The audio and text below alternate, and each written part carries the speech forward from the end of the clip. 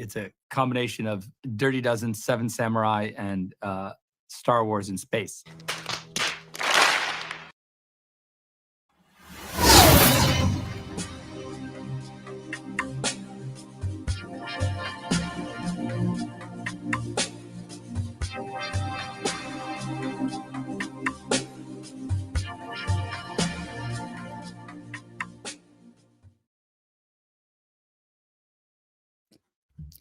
Hello, everyone, and welcome to the last live stream of 2023 here on the Script Doctor channel. I hope you're all having a wonderful pre-New Year's Eve.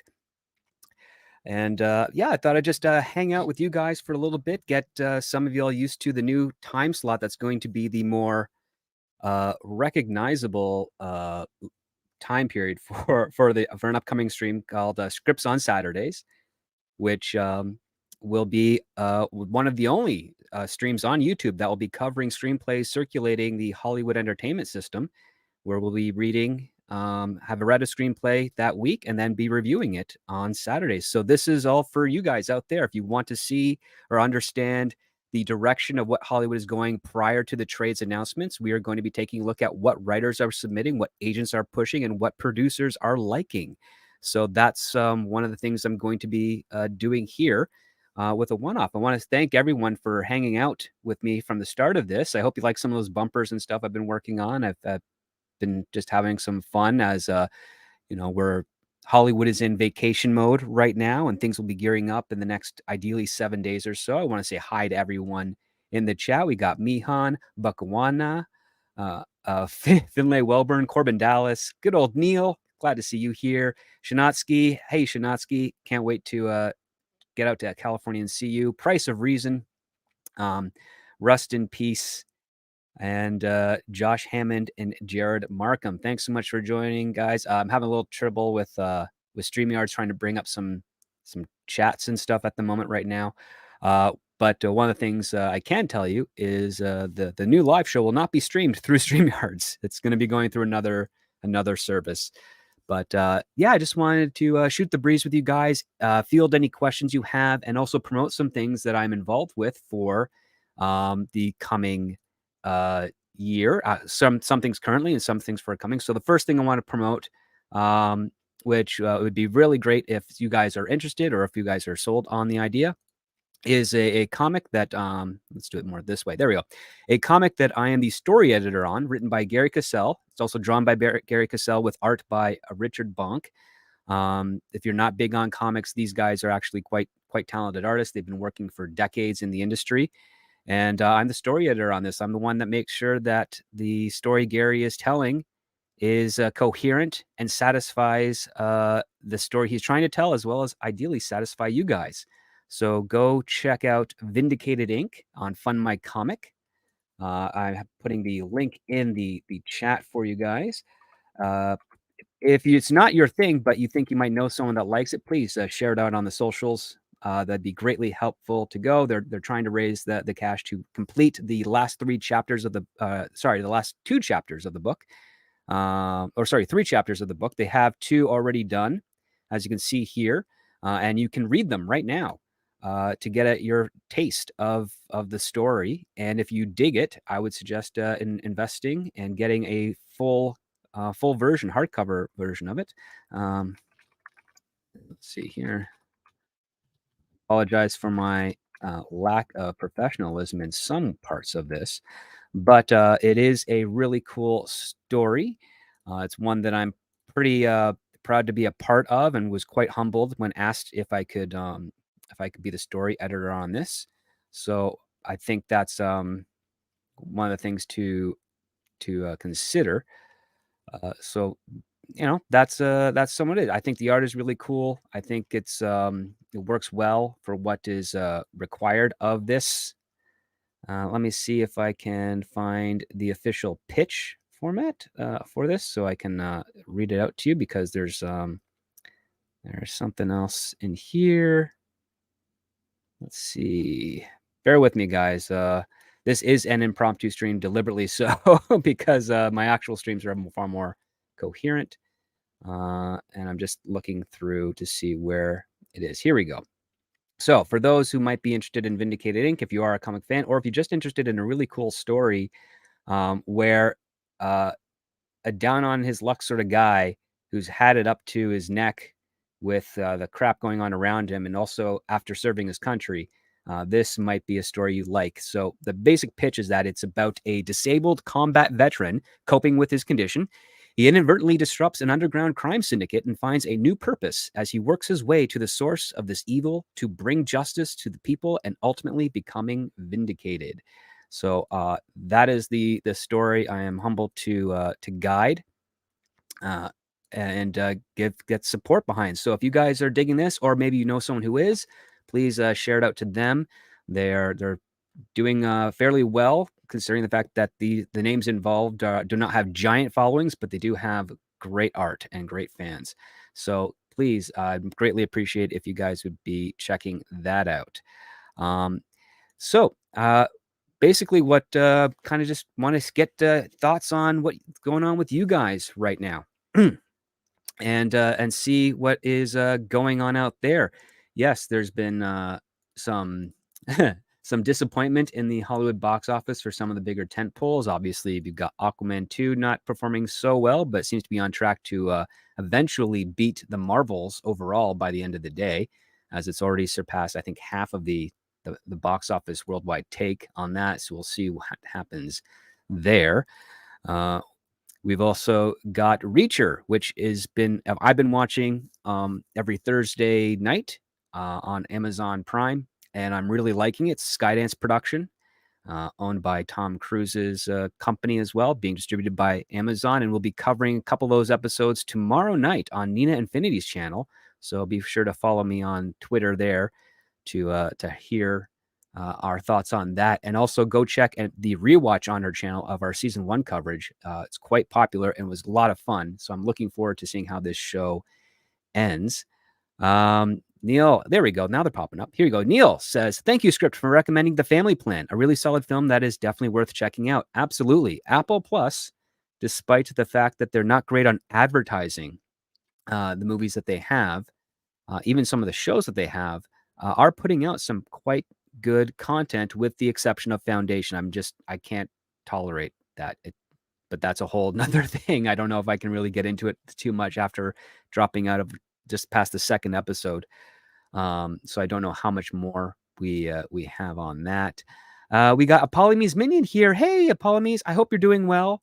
I have to say congratulations on your Star Trek pin kind of needlepoint, but not what quite thing. I don't know what the term is for that art piece that you put together, but it was absolutely beautiful. I saw that in Steven's Discord. It's great. I hope you're staying well and staying warm.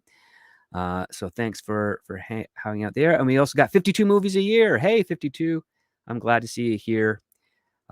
So we're going to be talking about what the upcoming show is. So before Christmas, I put out an announcement that I'm going to be doing a live show at this time slot every Saturday, because the way my new work schedule is looking, I'm going to have Saturdays off for quite a while, which is neat. And my other half right now is also working mostly Saturday nights. In fact, she's at the other end of the apartment right now on a meeting. So I've got nothing to do for a couple of hours.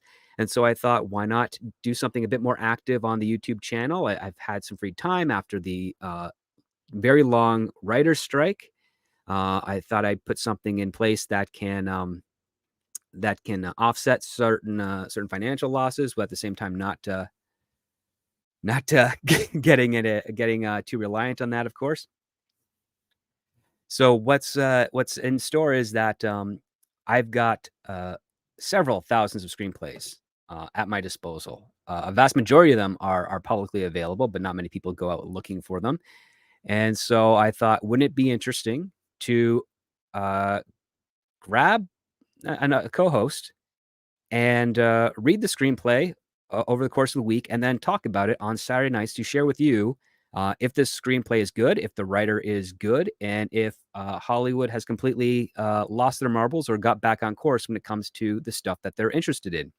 And so there is this list that has been going around Hollywood since 2005 called The Blacklist. And it's titled that ironically because it's about showcasing favorite scripts, best liked scripts. It kind of had a false veneer of them being the most best written scripts, but that wasn't the case. They took great lengths to try and obfuscate that perception, but it never really stuck. It still hasn't stuck to this day, unfortunately. But anyways, I've got tons of those scripts. I've got all these other screenplays that have been circulating around that producers are quite fond of and trying to get funding for. And so we will be doing non-spoiler reviews of these screenplays to try and show the audience that there are actually talented writers out there, show the audience when there's not a talented writer out there and that there's some sort of nepotism or politics or what have you. But at the same time, also uplift the good writers out there that are trying to tell authentically fun and entertaining stories. And hopefully, if the show takes off, which I'm not holding my breath that it will, but I'm doing it primarily to entertain you guys and add an extra perspective of the industry out there. But hopefully, if it does take off, it'll give a nice little boost to those writers that we cover so that maybe those films or something else that they've written can go into production and you guys will have a bit more of an easier access to the variety of content and film and television that's out there than what is normally being pushed by the bigger companies and bigger studios. So that is one of the goals I've got here. I was so happy when I put out the call of everybody that reached out to participate, a lot more than I expected. And I'm looking forward to you meeting them all. Some of you, some of them are familiar to you within the normal space I've had. Some of them you've never seen me with before, but I had a wonderful time talking with each and every one of them. And I think you're all going to love them. And I think it's going to be very difficult to try and pick a main co-host. But even if the person who ends up being selected isn't your favorite, they are going to still be around. We are going to still be hearing from them. I wanted to reward everyone that took the chance and the courage to come out and participate in this. And I want to just pay it forward because that's they didn't have to. They didn't have to do that. I see Tom's in the chat. Not your favorite code for not Tom. I considered you Tom, but then I also consider the fact that Andre kind of runs you like a slave. And also I wanted to get some other voice options available as well, but there's no real exclusion going on here other than the fact that I had to close the call the Friday before Christmas because I didn't want to end up getting so many that I couldn't actually narrow down the best for the show. So with that being said, it's going to come with a lot of new benefits and perks, not just for the general listeners over on YouTube, but also on my Patreon, because I have added additional things to my Patreon. If you are a patron, thank you so much for supporting the show. If you're not, I am going to, of course, plug myself in this case that it might be something interested for you to participate in. I do have a Script Doctor Patreon.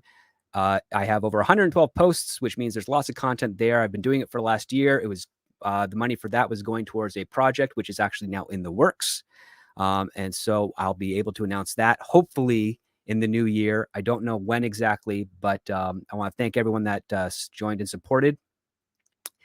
And so what I'm doing next is all the initial perks for every patron that's already signed up are still there. They are not going away, but I've added in the Scripts on Saturdays show perk. So if you want to support the show in addition to the Patreon and get some extra perks, it is right here. The link is going to be in the chat. So yeah, this is basically just like a home shopping network for Script Doctor associated merch. But ideally, this is how it's going to go, is that on the official Patreon, as official Patreon member, you get normal newsletters and writing advice that I have as well. Plus, you'll get a preview of the screenplay that we'll be reviewing that week.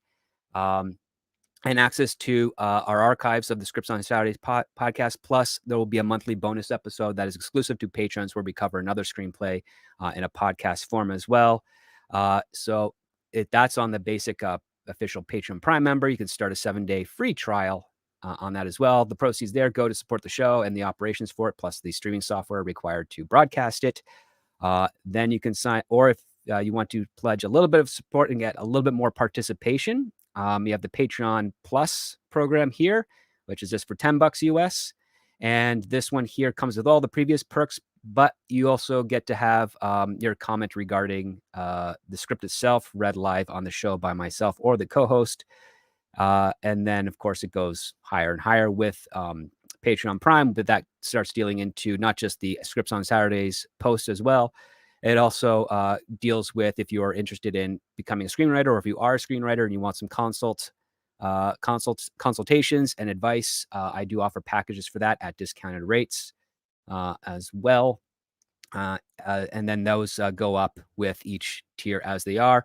Ideally, I'd like just basically for anyone that wants to show their support and maybe not have their money garnished by YouTube, so to speak, just to sign up with the official Patreon or Patreon Plus tiers, as those are the ones that are going to be primarily show dependent, and everything above that is going to be focused mostly on helping out your craft as a writer or screenwriter or a novelist or comic book artist. In fact, a couple of people that have signed up have reached out to help me help them with their comic book, and it's been a lot of fun, and I look forward to promoting those works as well, like I did with Vindicated. We also have trying to get this as professional and clean as possible. We also have a new Twitter handle specifically for the show called Scripts on Saturdays. So you can follow them at Scripts on Sats, where we'll be posting stuff regarding the show on that handle. So if that is something of interest to you guys and you want to follow the show, here you go. It's right there. It's got connections to the YouTube channel and Patreon. And all the episodes will be remaining live on the YouTube channel, excluding, of course, the bonus episodes. That one there, I'm going to figure out another way to get those out as well. If you don't want to do Patreon, or if you don't want to do something else, I'll find a way for you guys. I'm still researching that part there. I thought I had another system. It turns out they were not very favorable for that. But so that's some of the stuff that we're doing over here in the new year. I think it's going to be a lot of fun. I'm really excited for you guys to meet the co-hosts. We're going to be having different co-hosts for each week for the first 12 weeks. So 12 different co-hosts will be trying out for the main co-host role. It's going to be a really hard decision. You guys get to participate on who you think is your favorite, of course, not in a mean way, ideally, because well, you guys have been following me for a while, and I don't consider any of you mean-spirited. So yes, they're also going to be trying out, and they're each going to get 2 shows. So for the first 24 weeks or 24 episodes, we're going to hear from them, their thoughts. You guys get to vote. We're then going to introduce the main co-host, but we will still have the other guys in the wings and providing their opinions as well on the screenplays that we will be reviewing each and every week right here on the channel. So with that being said, I'm just going to open up some Q&As. But while you guys are formulating some other questions, I'm going to see what you guys have been asking, because maybe if StreamYards is going to let me click on the older stuff and let that pop up, that would be ideally. Here we go. Corbin Dallas, that's working. Asks, when adapting comics and books to movies, are studios that cheap to where they would rather gamble on a new story rather than paying the royalties to the original writer of a time-tested moneymaker? Technically, yes. And there's 2 reasons. Because not only do you have to pay the royalties to the original writer, you also have to pay a fee for the assignment fee for the screenwriter that's doing the adaptation. So that's 2 times you're paying for paying 2 writers to write one screenplay adaptation. You will rarely find a comic book writer that can also execute an immaculate or near immaculate or screenplay worthy script for the adaptation of their work. The other aspect too is the studios want to have far more control over the rights of that particular story in that medium. And the more that's compromised by them having to pay an assignment writer from a comic company in addition to a screenwriter as well, plus the normal rights of the characters that are created, that's just not a good deal for the studios from their perspective. And I think that's a little bit fair.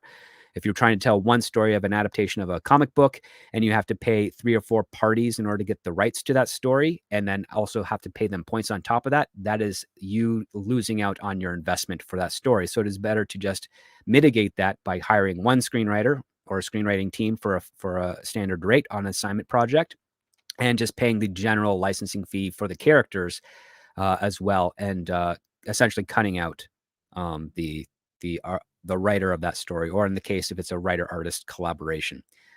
That's just the way it is. Plus, the other part too for the studios is that if that story does well in theaters, they will have a cross promotion where they will do a comic book adaptation of the movie, which is an adaptation of the comic book. So then you have vertical integration there and additional distribution. And now the studio owns the rights to that story in that particular comic book form, as opposed to the initial writer. So that's one of the things that the industry does. It's not just unique to Hollywood. It's actually unique to even with publishing. Even when publishing tries to do different forms of initial publishers and they get a ghostwriter or someone else to rewrite the work into a slightly different format, like a pocketbook or a novella, that's what they try to do. So let's see what else we got having here. Marso Alfalco says, Happy New Year's, everyone. Yes, Happy New Year's. How has all of your 2023 been? Mine has been pretty good despite the 2 strikes we had. I thought got a lot accomplished there. I was getting this show prepped. I've completed a number of screenplays, which are currently on the circuit right now. Hopefully they'll get sold in the new year, or at least at the very minimum optioned. Be nice to get an option and get a development deal. That'd be fun. Won't affect my scheduling here, but it'd be nice because I wouldn't have to worry about any money for at least a couple of weeks. Darius suggests it still sounds like a good deal to pay the royalties. You just have a good writer to adapt formats. It's hard to find those. It really is. And then again, I didn't consider how many people outside the studio could get royalties. Yeah, that's a lot of it. Neil asks a question. Do you have any tips for formulating a good log line for a work? I struggled to get one, but I broke it down by MC, main character, including inciting incident, goal, and stakes, assuming that is a good approach. That is a good approach to start. The best way to kind of look at log lines is try to keep them as concise as possible. Think about you only have the time between one floor on an elevator, because in some cases it's about the elevator pitch. Good rule of thumb, but not 100%, of course, just really a guideline, is try to keep it 40 words or less. Other rules are never put the main character's name in your log line. You don't need it. Doesn't matter. You're not selling the character. You're selling the story at this point. The story itself is selling the character. If you are a subscriber on my Patreon, I actually posted the 75, 76 titles, writers, and log lines of the 2023 Blacklist, which a number of those screenplays will be reviewed on the show Scripts on Saturdays. And I also posted my thoughts on the log lines, if they sell well or if they don't sell good enough. What's one thing you want to avoid is you do not want to have a mini synopsis used as your log line. The more you talk about your story as a log line, the less likely people who are reading it or people who would be interested in buying it are going to regard you as an efficient or a good writer. Because if you can't say your log line in a very succinct way, then that means you're probably going to have a lot of overwritten dialogue or overwritten action settings or prose that is not needed. One thing with screenplays is that less is more. Not in the sense that you're trying to hide story beats or things about your characters from the audience. It's in the sense that you're only using the words that most effectively convey what you're trying to convey in a short amount of time. The more white space you have on a page for your screenplay, the better. Not necessarily as a means to open interpretation for directors to put their stamp on it, but just only so that you're focusing on the essentials of the story at hand. If you have a person entering in the room, and you're describing the room, but at no point do they interact with anything in that room, you've just wasted everyone's time describing that room. It's completely unimportant. It's basically and the other part too is sometimes people use their scene headings and then reiterate their scene headings in the action line. So for instance, you'd have something like exterior field, and then you'd have your main character stands in the middle of the field. You don't have to say that. We already know it's in a field. You just have to say main character stands alone, because you have to hold on to the idea that the scene heading and the action line below that are married together. They are supposed to be working together with each other. The moment you start repeating stuff on your scene heading or try to elaborate your scene heading, that could be explained in the action lines, is the moment that you are kind of conveying you have no idea what you're doing with your screenplay or how you're writing. And for anyone that's getting started in writing, it's a hard lesson to learn. Takes a while to get practice of, but take that as your advice. Back to log lines, of course, you just want to have your main character, what they're trying to do, what could stop them, and what's at stake if they win or lose. Those are the basic 4 points you need to worry about in describing your log line, and focus on that, and you should be pretty good. Also, try out the log lines on friends, family, and maybe even some strangers that can give you an honest opinion. The idea that you're the result that you're looking for is a question not of the log line, but of the story that the log line is pitched. So if you do a log line to a friend and they just say, well, I don't understand who this character is, that's a bad log line. But if they say, oh, tell me, what does he win? Does he lose? Like, things that are about the actual story are far more important than anything of that nature. Excuse me. Let's see. Mihan asks, with the new deal in Hollywood, how does it relate or affect royalties? On the streaming side of things, there's a big bump in royalties based on performance. So that is going to change how television is produced quite significantly. In fact, it'll be, I think it'll light a fire on the competitive nature of storytelling.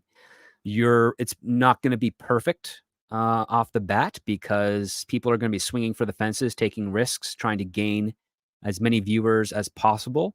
One of the problems that I can foresee it happening is that you're going to get fatigue and burnout on the writer's side and even on the production side of things, because they're going to start very big. At least the foolish ones are going to start very big, and then they're going to burn out towards the end, in which case they're going to have an audience fall off. The smarter ones are going to probably ideally would have a proper story or season break of what they're doing. By season break, I mean breaking each episode for that season, so that they all have rising actions and compel the audience to come back to watch the next episode, and also ideally grow the audience. They have no idea if they are going to grow the audience, but they're going to be throwing out ideas that they hope will result in the growth of audience. And the ones that do that at a proper pace and and in a disciplined manner, I think are going to win towards the end. But what we're probably going to see over the next year and a half of new television shows coming out there are episodes that probably start off really, really strong. Kind of like, I guess, the first 2 episodes of that Monarch, the monsters, the Godzilla sequel thing. That started off very, very strong, and then it just kind of flatlined towards the end. I think we'll probably see a lot of those popping up for a while. And the reason being is that you get the most views within those first 90 days. You get the larger royalty check as a result of that, because it's going to be based on performance views. If you get weak views, you're just going to get the standard minimum royalty rate according to the WGA's minimum basic agreement. And that is going to have a very interesting ripple effect throughout Hollywood. The first and obvious one being is that writers that can't write well, but are certainly positioned in a room with through some sort of ideology or unethical means, are going to be quickly expunged, because if they're compromising the show and therefore compromising the royalties that the rest of the writing team would get on that episode, they have grounds to terminate them and find someone else that's actually going to help them maintain a better financial situation on that show. So that's what they're looking for. That's going to be the eventual merit-based system. It's not going to be perfectly merit-based, of course, but it's got that that target in mind. So I hope that answers your questions as well. Let's see what we got here. We have Sander Hammerslag says, "Cheers, Script Doctor." Thank you. Cheers to you.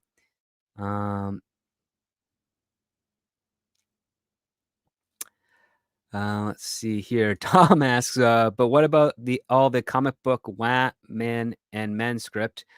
What about them?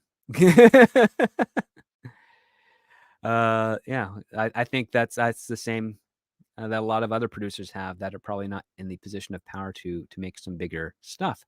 The Imaginative Hobbyist says, at Script Doctor, what are your thoughts on Blake Snider's beat sheet from Save the Cat? I wouldn't be beholden to it. Some of the stuff that he has that he claims are beats are not beats. Like character introduction, that's not a beat, that's a requirement. I'm not the biggest fan of him. He has some decent ideas that are better explored through John Truby and Robert McKee. I would probably reach out and look for their books. So Robert McKee has a famous book called Story, while his historical facts of the certain productions are incorrect. How he frames what people are interested in and how they gravitate towards certain types of characters is very valuable. So I would recommend that book. John Truby is really someone who I hadn't read since college, but a lot of the stuff that I speak here on YouTube and even on social media is stuff that I've learned through his books and through my own experience. And I was actually talking with Robert Meyer Burnett a few months ago about screenwriting, and his name came up, and then I just started to revisit reading those books again, and they are phenomenal. He has The Anatomy of Genre and The Anatomy of Story, and both those books, I wish I was getting like a promotional fee for that, but regardless, I would strongly suggest reading those books because he does do some very comprehensive, digestible breakdowns on what story, what genres are, how they work. In fact, I'm working on an educational video that'll be on this channel, ideally in the new year, about the 7 major plots. And I know there is a writer out there who did a book on it. I believe his name was Christopher Booker. His book is pretty solid, but there's a couple of errors with that, and my video will be addressing what those errors are. Not to throw shade on him, he did spend like a couple of decades researching that, but he kind of he screwed up, and I think his editor decided not to humiliate him by that. But I'm going to go ahead and do that. But still advise the book is worth the read. So let's see what else. Tom says, okay, I'm done. I'll be good and stop being a pest. You're not a pest, Tom. Never a pest. I always love having you around. Okay. Let's see here. What else you got? I'm just catching up here. Excuse me. Mihan asks, I've heard nothing about The Witcher Season 3. Have you seen it? What are your thoughts about Season 4? I still haven't seen Season 2 of The Witcher. I saw the first one. I only know I saw it because the Season 2 is still in my Netflix queue. So I haven't seen Season 2 or 3. Not interested. I'm vaguely familiar with the games. I know they're very popular. So it just didn't, the first season didn't sell me, just like the first episode to One Piece, although I hear it is fantastic for the people that are fans of that. First episode did not sell me personally, but I'm a big supporter of the creative team behind it, and I hope they keep delivering the best episodes for you guys on that Netflix show for you One Piece fans out there and the new One Piece fans out there. So I'm looking forward to hearing all of your reactions to those episodes, even though it wasn't my taste. I still am a big supporter for you guys getting the faithful adaptation that it is, apparently. So that's fantastic.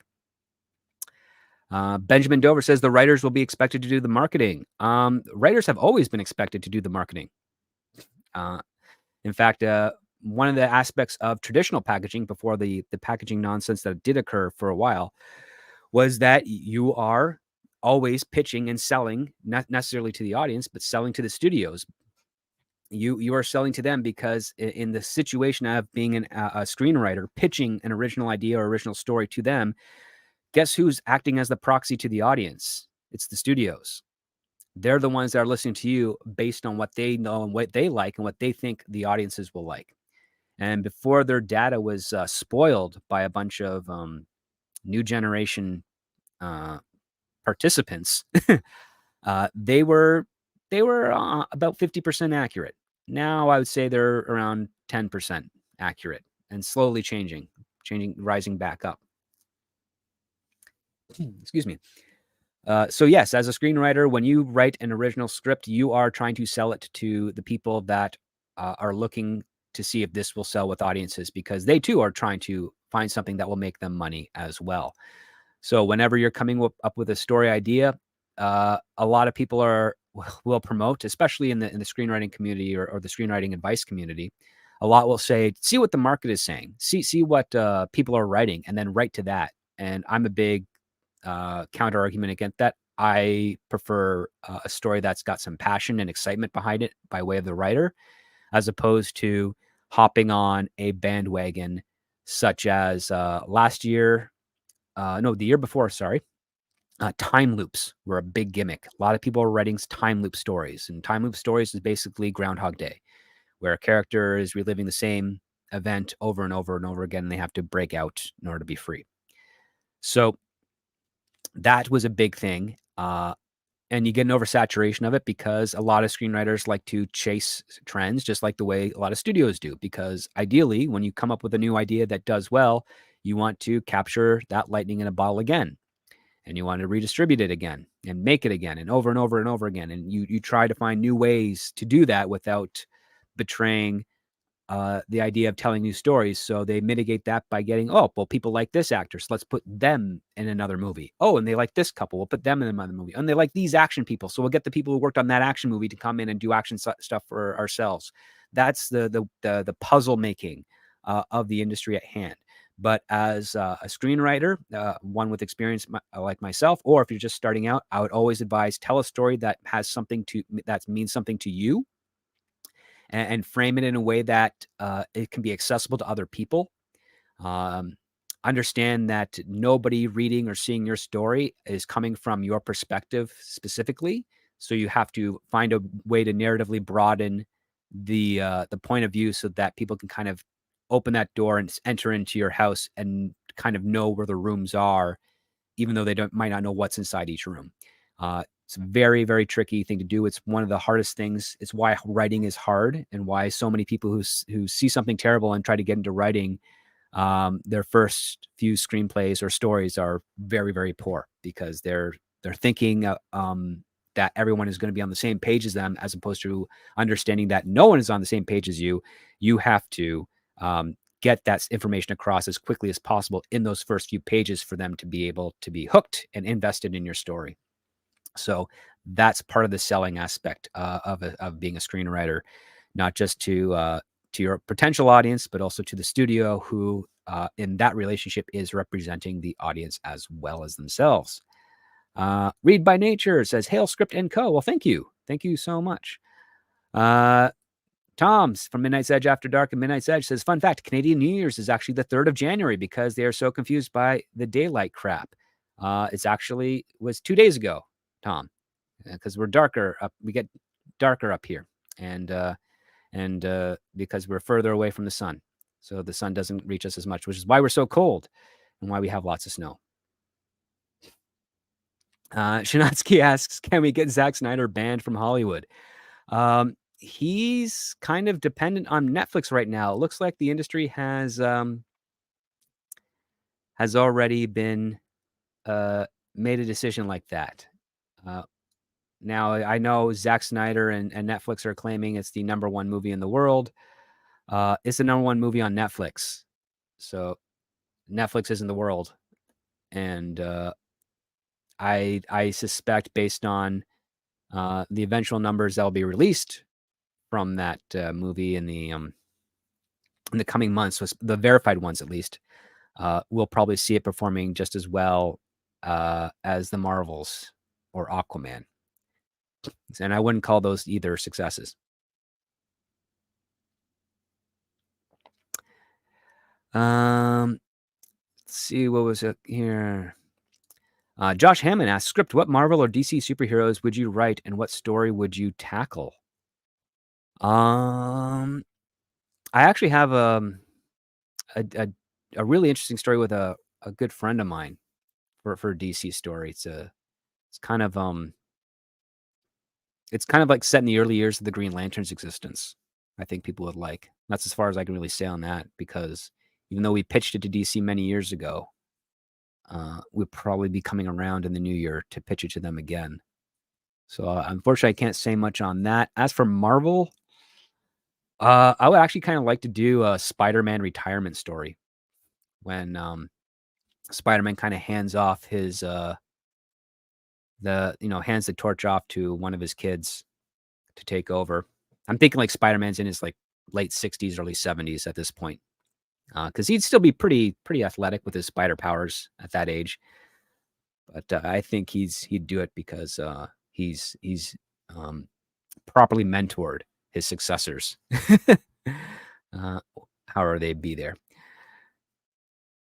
Let's see here. Shanatsky comes in to affirm my opinions. He says, I found Save the Cat to be a text that puts you in the wrong direction. A lot of screenwriters agree with that. Corbin Dell says, oh, hell yeah, Lethal Weapon is on right now. Ooh, that's a great Christmas movie. I'm actually, I'll probably turn that on after the show, which I'll be wrapping up probably in about 20 minutes or so. Don't want to go too long. Do have some other works I want to do, but I wanted to kind of reach out to you guys, let you know that this is going to be at the time slot where we'll be doing our show. I think you guys are going to love it.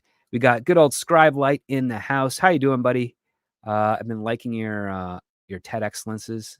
I'm going to be watching the next one tomorrow morning when I'm doing some typing.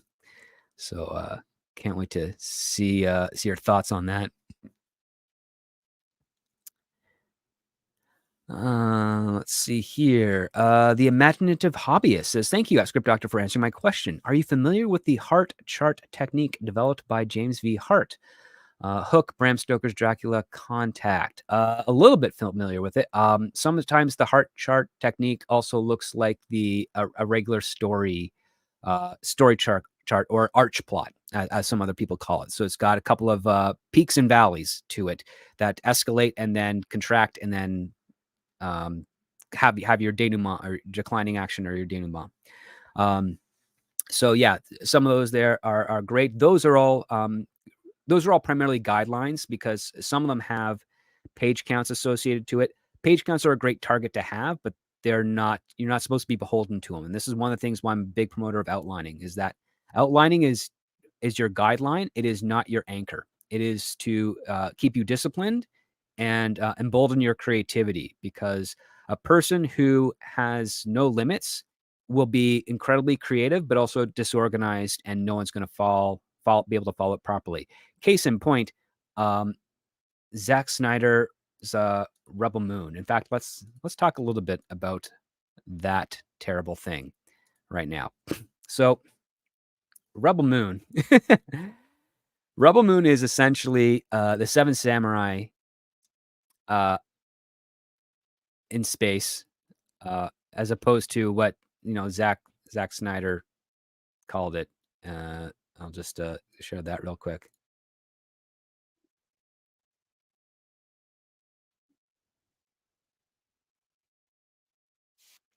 Yeah. So here's something that is quite interesting for you. So what he did is he gave you what's called a comp, and a comp is basically a comparison.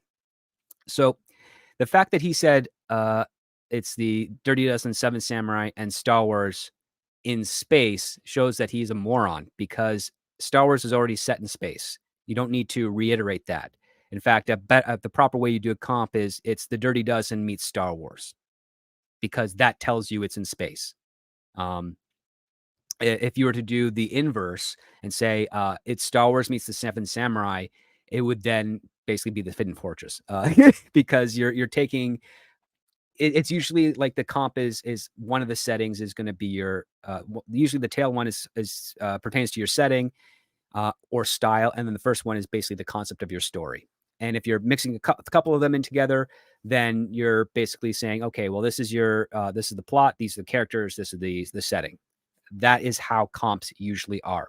So when you have someone like Zack Snyder, who has been a director, in quotes, of course, since Dawn of the Dead, and before that he was a music video director, and he gives you a comp with redundancies that shows that he's not actually learned anything since being a music video director. Which, and I'm not trying to say this to insult music video directors. Music video directors actually already know this. The good ones do, and the ones that are out there that know this know I'm talking that you guys know this.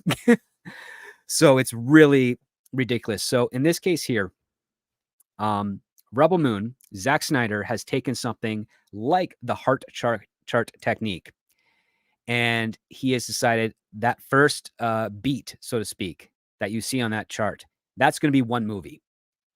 That's his understanding of it, because he's all about the epicness and the fun, explosive nature of storytelling in a bigger story. And he doesn't realize that epicness doesn't come from doing greater, bigger things. It comes from the emotional level of the characters and the stakes of their journey.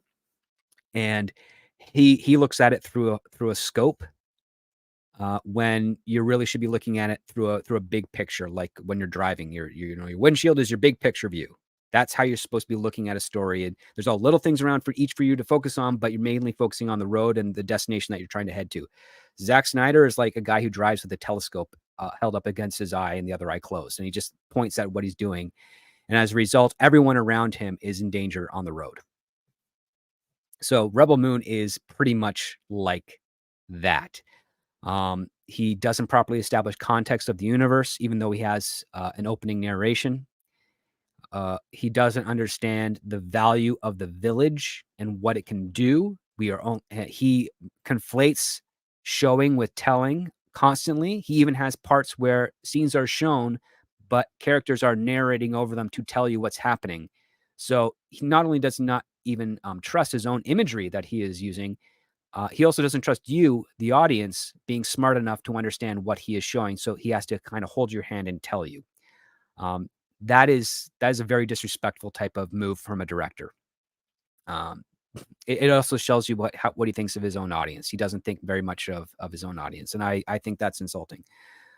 Rebel Moon is, and he'll probably say this, it's the first act of a story, and it's not. And he'll probably compare it to Star Wars. And guess what? Star Wars you can watch on your own. You don't need to see Empire or Return of the Jedi to enjoy and understand what's going on in Star Wars. And whenever you're making a film that's going to be telling sequential stories and maybe have a larger story arc as a through line between them, you still have to make each film on its own. Lord of the Rings, you can watch each of those films independently of each other and still understand what's going on. And it has an addictive nature to it. So when you watch one, you want to watch the other two. Doesn't even matter what order. But that's because it's organized that way. That is because J.R.R. Tolkien, when he was writing it, he figured out ways to divide what was going on, and he wanted to make sure that each story was on its own. It's much easier to adapt a story like that, especially a successful one like Lord of the Rings, into those types of 3 chapters, so to speak. Whereas in Star Wars, that was a happy accident. At no point did George Lucas know for sure that Star Wars would be successful enough to warrant sequels. He was hoping to do a follow-up to it, which would be, the short story that Alan Dean Foster wrote, which is escaping me at the moment right now. But he was not guaranteed for Empire. It wasn't until it blew up they realized, oh wow, I actually have enough money, I can make a second one. So what's going to be the second story? He had no plan. In fact, the original screenplay had the ghost of Luke's father helping him swear in an oath to the Jedi Order or to the Jedi path. Darth Vader was never originally Anakin Skywalker in that. In fact, I have that screenplay, and that might be one of the scripts that we review on Scripts on Saturdays in the future, so you can actually see the difference and what it was. But yeah, that's one of the foolish aspects of Zack Snyder and his complete misunderstanding. And I think that's probably why he is going to be on his way out when it comes to directing. I think as his last ditch effort after his Netflix stuff kind of pitters out over the next year and a bit, he might go into television, which would be an upgrade for him, but a downgrade for a bunch of bunch of television shows that hire him. Read by Nature says the R&B clips where you both discuss fraudulent creators are good to watch. Yes, and they direct you over to the long form conversation. So please go check that out. It is a great discussion. I'm going to be having more with him in the future as our schedules align. We'll be talking about a variety of other subjects. Excuse me. So yeah, be checking them out. I don't think I've got any more clips I really want to drop of that. But I just want to get people to come back to that again, because a lot of the stuff we discussed there, and even our speculations, ended up aging quite well in that. And that was a conversation I think we had back in April. Let's see here.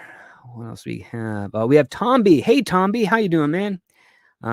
He's wishing Scribelight a happy new year and wishing you well as well. Yes, happy new year to you, Scribelight and Tomby and everyone out there in the chat. Excuse me. I'm getting a little nasally right now. It is cold here. It is -1. We got Adega Outlaw here. Says, good evening. Good evening, Adega. I hope you're doing well.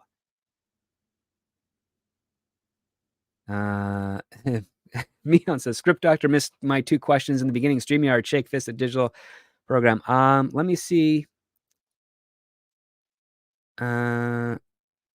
Let's see, because yeah, StreamYards was not letting me highlight this stuff. Let me click now. I'm scrolling up to the top. Let's see here. Here we go. Mihan. Excuse me. Whom do you think will be nominated for Best Original Adapted Screenplay at the Academy Awards? No idea.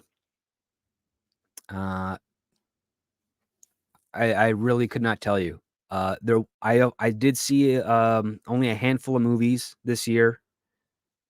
I have no idea what the Academy is looking at. They have their new parameters in place when it comes to their nominations. So it's really a shot in the dark at this point. I think it would probably be very limited. So that's so I have no idea. I can't predict it at this moment. I wish I could. But the stuff that I thought that was great and original, I don't think qualifies, because some of them are only on streaming services. And that's it. I don't see any other questions from you there. Let's catch up here. Raul Ennui, or Ennui, sorry for mispronouncing that, Raul asks, Script, are you a fan of Fallout? What are your thoughts on Jonathan Nolan adaptation? I have one of the Fallout games. I've never played it. I've seen a lot of other people. I've had friends play it and watched it. It looks really cool. I like the universe. I think Jonathan Nolan adapting it is a loss to the fans of Fallout. He is not a good writer. His brother, Christopher Nolan, I also think is a mediocre writer, but he does know how to capture visuals and make points. The reason I find them to be poor writers is because they do the laziest form of research on the subjects that they adapt that I've ever seen of anyone else. I think the only reason that they got to where they are is some of the connections they had prior when they were starting out as filmmakers, and the desperation of some very ignorant people at a studio, at a legacy studio, that just needed someone different and sounded prestigious enough to allow them to gain some clout within the industry again.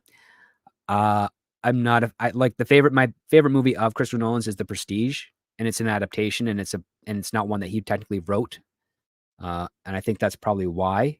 But his Dark Knight trilogy is okay. It's definitely stylized. I really appreciate, but it's essentially James Bond with a Batman veneer. And not even great James Bond, in my opinion. I thought Interstellar was hokum. Same with Tenet. Inception was interesting, but he didn't have fun with the actual dream mechanics, and he didn't sell it authentically. I ended up seeing it with some friends who work in psychology and actually study dreams and how they function, and have this really cool new technology about dreams. And they are some of the best in their field. And we watched the movie, and they literally had to get up and leave because they said it was completely nonsense. They couldn't, and there are ways that Christopher Nolan could have creatively worked around all the things he made wrong, but he didn't do it.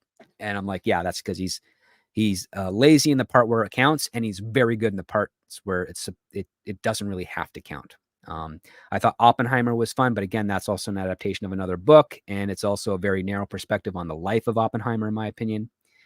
So I'm not a big fan of the Nolan family at all. I was really disappointed by the Westworld series. I thought that was garbage.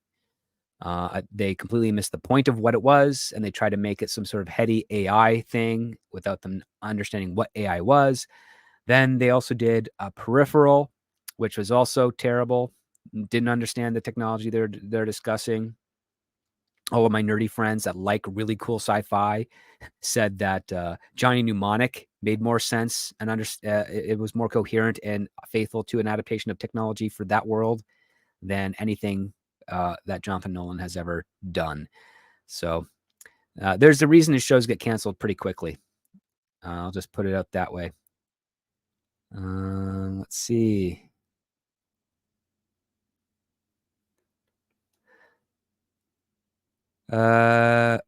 Let's see here. Mihan says, Script Doctor, got a story I wish to go by you, currently called The 13th Draw First. Okay. Or show. So yeah, okay. Well, hit me up on Twitter. We can work something out. Nice. Yes, Tom, he's lamer than Corman. And sadder than full moon. Tom says, all right, I need a nap before Flashcast. Yes, sir. Take a nap. Get some sleep, man. And if you guys are watching, yeah, go check out Flashcast later tonight. It's always you don't have to jump in right away. I mean, the show takes like 22 minutes before it starts. So yeah, but go check it out. Those guys are fun. Let's see. Tommy says Zack Snyder hasn't had a successful film in the last 15 years. Literally has nothing to offer the audience, and Rebel Moon was met at best.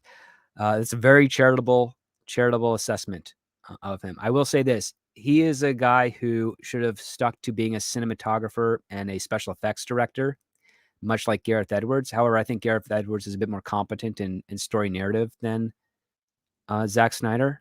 But these are guys, it's been this way since the 90s, where someone that's really good at special effects and has a great eye for visuals ends up being put into a director's position, even though they actually have no concept of narrative and understanding of human characters.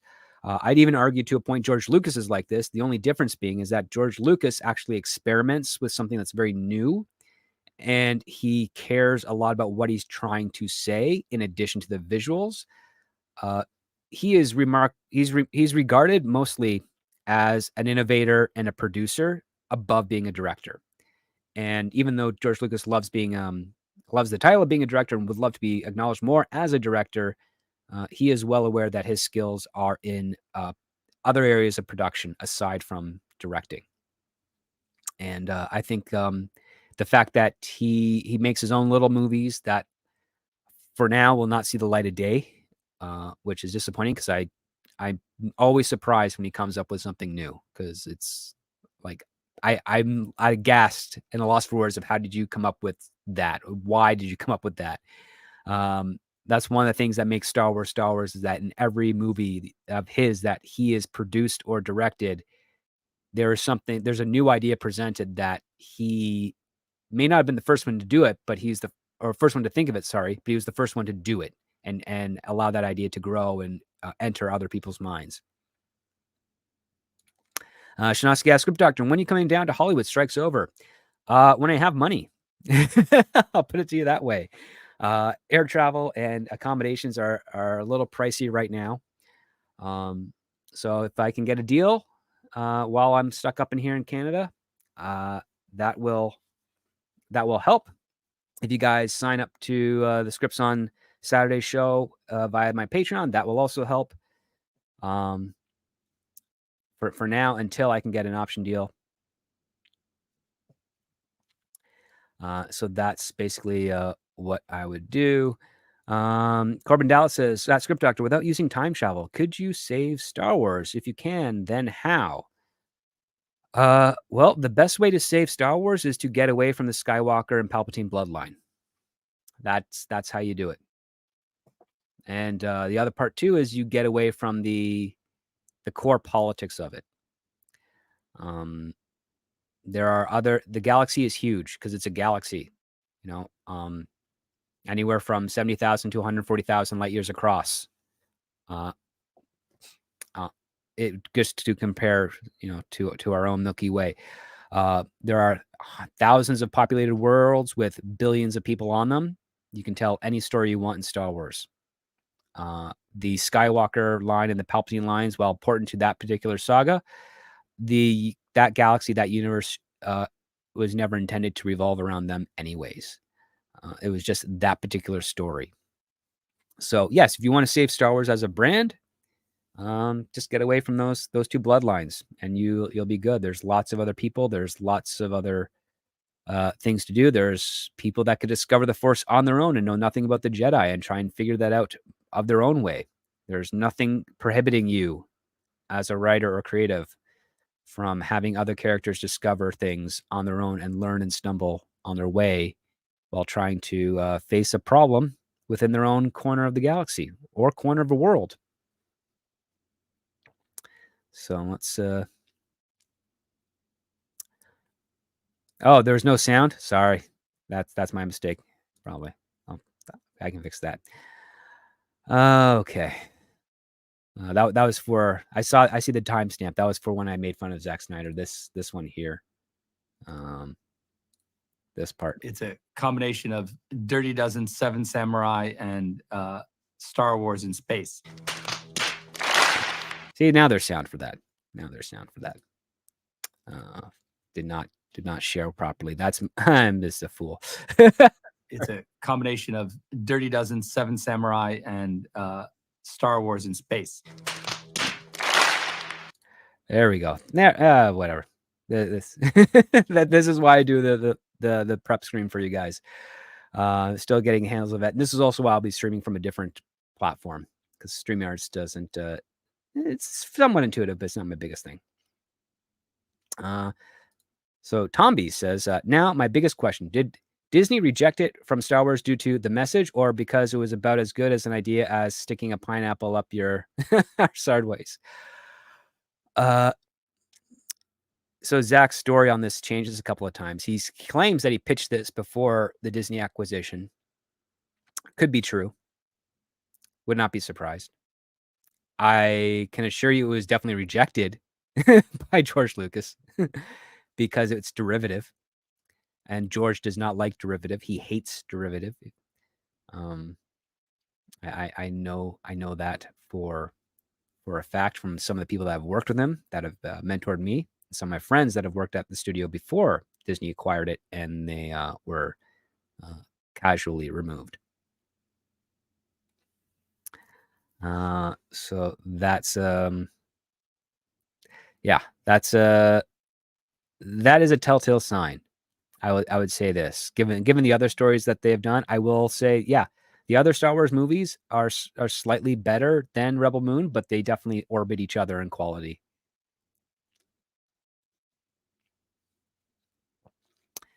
Let's see here.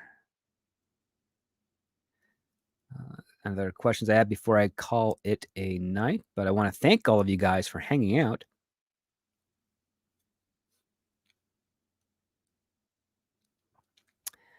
The Last Millennial, hey, how you doing? Asks this script. Would you say Speed with Keanu Reeves and Sandra Bullock is a good example of a film where the character is proactive in the movie instead of the movie happening around them? Yes. In fact, most great movies, the characters are proactive. This one here is basically the villain is torturing Keanu Reeves' character by way of saying, you want to be a hero, you stopped my last plan, but I got away, but you want to be a hero, there's a bus, got put a bomb on it. If it falls under 50 miles an hour, or if it goes over 50 miles an hour, it triggers the bomb, and if they fall below 50, the bomb blows up. And the way that they escalate that story is quite brilliant, because Keanu's trying to get on the bus before it hits 50. By the time he gets on the bus, it already has hit 50, so now he's stuck. They can't go under. And when the bus driver is shot and Sandra Bullock gets in in the driver's seat to continue. It's now just a bunch of problem solving, trying to figure out a way to get these people off the bus and get this bus out of harm's way. And it's a fun film. And it was pitched as Die Hard on a bus. And it follows the same thing. Die Hard is also another person where the story is not happening around him. He is actively trying to rescue everyone in there. His wife, of course, on the forefront of his mind, but everybody else is important to him as well.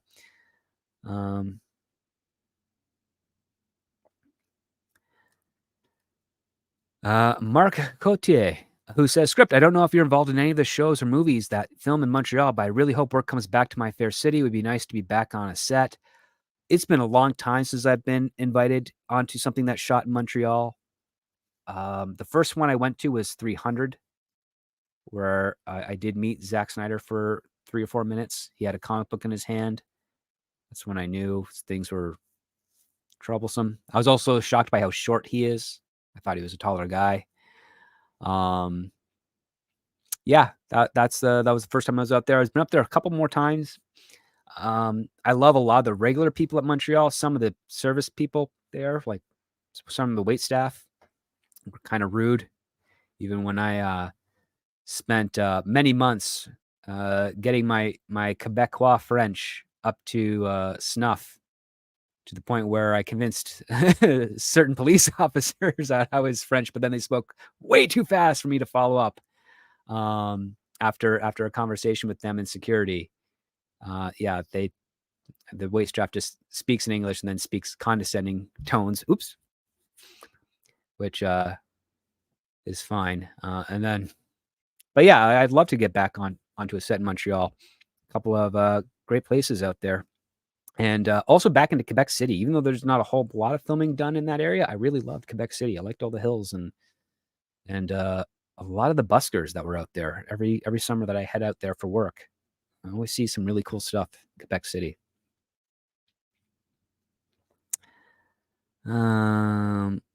Last Million says, I asked because I was talking with someone and they said Shrek and Speed are good movies where the main character proactive and good guide on how to write a good movie. Do you agree? Yes. Oh yeah. Shrek is a great movie. Just wants to be left alone. And all these fairy tale creatures are essentially deported to his swamp. And he wants to get them out. And listen, every character, a movie should be full of active characters. Now, in the East, in Eastern storytelling, characters aren't really active. They're kind of dragged through the story here and there. But they do have their own kind of goals, but there's no urgency to them. So there's a very passive approach to their active journey, so to speak, in some cases. Now, there's probably certain arguments out there about the difference between a character-driven story and a plot-driven story. A plot-driven story, the characters do things because the plot compels them to, and most of those stories are kind of boring. And the character-driven stories, they're done because there's something driving them that has to resolve a problem.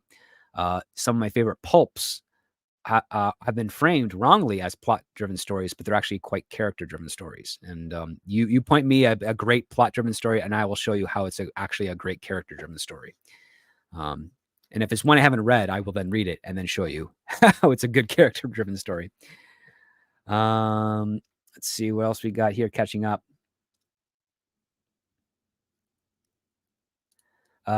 Script, I wanted to ask you, what are the studio's reasons behind a title change, particularly a 4-time title change? It depends on the context. So in some cases, every screenplay is opening up to become its own business in the form of like a studio company or an LLC. And if they end up changing enough of that original LLC, or they want to offload some debt that is incurred as a result of that existing LLC, they will spin off a new one and transfer assets over to the new one and let the other one kind of die by the wayside. And in some cases, that requires a title change of the story. There's also other situations where a story has been written and there's no title set. And so they are workshopping a bunch of titles and they register multiple ones and they try them all out, just like you would try out with different titles or thumbnails on a YouTube video. And the one that tracks the best is the one that they complete the final registration on, or they move all the assets to that one. And that's why they do it. In some cases, they'll do a title change if it's an assignment project and the writer that has turned in the drafts for that, they're not going to go with them anymore. They're going to kind of start from scratch. They will then start a brand new LLC with the same characters under a new title and under new assignment with the new writer, so that there is a separation of payout on back end points or deals from that initial assignment gig. So that's some of the reasons that I'm aware of offhand on when a studio has made an announcement of a film and then does title changes. So that's some of the reasons I know. There are plenty others, not many that I have come across myself. Let's see what else before we get go. You jump. Price of Reason says you can jump 200 years after Return of the Jedi. Sure you can. Don't have to, but sure you can. Not a problem there. When it comes to certain science fiction stories, especially if there's done another time frame or another universe, you don't always have to go further into the future. You can just take place in any set time. For instance, I think the concept of what Star Trek Discovery was fine. The execution was terrible. There's nothing saying you cannot tell interesting Star Trek stories in the 2250s of the Star Trek timeline at all. Because the Star Trek itself was a show. The original series was a show where what the Enterprise was doing was not having a ripple effect throughout the whole galaxy. And that's the point of Star Trek, is that the ships are there to explore. They're not really changing the political landscape of the galaxy. It's one of the few flaws I have with Deep Space Nine, is that whole Dominion War kind of allied all the species of the Alpha Quadrant to varying degrees, of course, and kind of shrunk the galaxy, in my opinion. And that's why I'm as much as I enjoyed the third season of Star Trek Picard, I think Star Trek Legacy is a bad idea, personally. I think going further into the future, you are doing the very thing that makes certain police procedurals and mysteries set in current day not very entertaining. There's too much technology and workarounds that gut the best types of problems to explore in those genres. So, for instance, it's like, oh, we're going to do another Star Trek show where they're exploring what quadrant is left for them to explore. Like Deep Space Nine does cover a great deal of the Gamma Quadrant. Beta Quadrant is mixed with the original series and Next Generation anyways, along with Alpha Quadrant and Deep Space Nine. And then you have the Delta Quadrant with Voyager. It's like, what else what are you going to do? Have them go to another galaxy? Okay, now you're basically saying, oh, right, they have to have enough independent, they have to be self-sufficient enough to the point where there's nothing for them to be concerned about as they explore these other species and galaxies. It's far more interesting if you just kind of keep it where they can be kind of more isolated stories and fun exploration that way. And I think keeping it within the 23rd or 24th century, any point in it, heck, early 24th century would be a great landscape to do. Really exploit the fact that the galaxy is freaking huge, and stop trying to justify the need to go into the future to a series that already takes place in a future that's interesting enough as it is. That's just my opinion there. And there's lots of books in Star Trek and other ships in the Star Trek franchise that take place and run alongside the original series and the Next Gen series. So if they can do it in book form, there's nothing to stop them from doing it in television form. And there's no reason to ever have those crews that are working side by side at the same time meet, because again, they're all on their own independent missions. Let's see. Hey, we have Mr. Tickle Trunk says dangerous to walk in Quebec City because the cars have the right of way, not pedestrians. Few crossings, near turns in the old roads. I do remember that.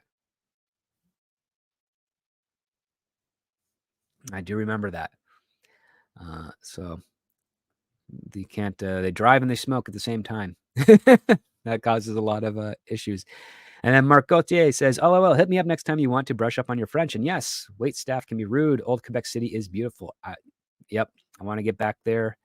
I want to do a lot more travel. I mean, the whole last few years has been really restrictive on that, unfairly, in my opinion. Shanatsky says, The Shadow is a great character-driven character. Yes, him and some of the agents that we follow, all great characters. character-driven characters. Let's see. Just want to catch up. I should be ending it pretty soon here, but I want to thank all of you guys for hanging out with me tonight. If you listen, this show I would say is comparatively more boring than what's going to be happening on Scripts on Saturdays. So I really appreciate it for you sticking around all this and fielding questions. We have Rhinus says, thanks for all you do for pop culture and being a man of integrity, Script. Oh, thank you. I reached out to you on X about the co-host gig. What do I need to do to get an interview? Did you? You know what? Let me look check into that, or we'll see here because I don't have anything. Huh. I'm not seeing anything in my unreads. What is your screen name on Twitter the same as what it is here, Rhinos? Because if it is, I will go back and check it out. Because if I missed you, I apologize for that. But let's see what we can do for you there. Look for type O narrative.